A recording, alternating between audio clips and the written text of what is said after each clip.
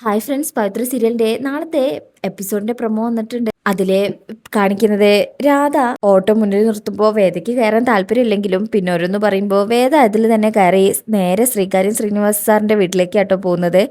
ഈ സമയം വിക്രമും രാജേട്ടനും ജോസഫിനെയും സജീവിനെയും വെയിറ്റ് ചെയ്ത് നിൽക്കണേ.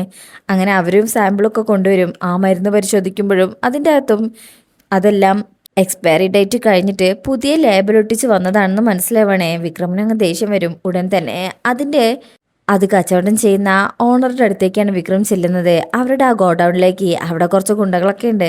ഇവിടുന്ന് പോയിക്കോളാൻ വേണ്ടിയിട്ട് അവർ പറയുന്നുണ്ടെങ്കിലും വിക്രം പറയും, കുറേ നാളായിട്ട് പാവങ്ങളെ പറ്റിച്ചുണ്ടാക്കിയ തടിയല്ലേ, അതിനെന്തെങ്കിലും പറ്റിയാലും കുഴപ്പമൊന്നുമില്ല എന്ന് പറഞ്ഞിട്ട് പിന്നെ അവർക്കൊരു റെസ്റ്റ് ഇല്ല. അത്രയ്ക്കും കൊടുക്കുന്നുണ്ട് വിക്രമും ജോസഫും രാജേട്ടനും ഒക്കെ. അങ്ങനെ എല്ലാത്തിനെയും അടിച്ച് പഞ്ഞിക്കിട്ടിട്ട് അവിടെ ഉണ്ടായിരുന്ന മെഡിസിൻ എല്ലാം കത്തിക്കാണ് വിക്രം. ഇതേ സമയം പിന്നീട് കാണിക്കുന്നത് വേദ നേരെ പോയിരിക്കുന്നത് ശ്രീകാര്യം ശ്രീനിവാസ് സാറിന്റെ വീട്ടിലേക്കാണ്.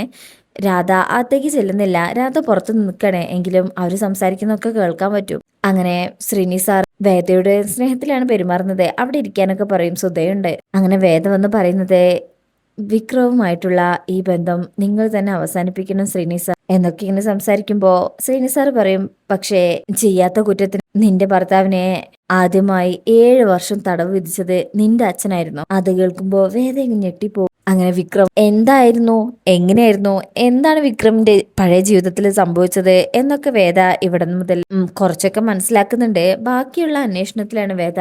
ശേഷം ഈ സമയത്ത് രാധയ്ക്കാണെങ്കിൽ വേദയോടുള്ള ദേഷ്യം ഇരട്ടിയാവണേ.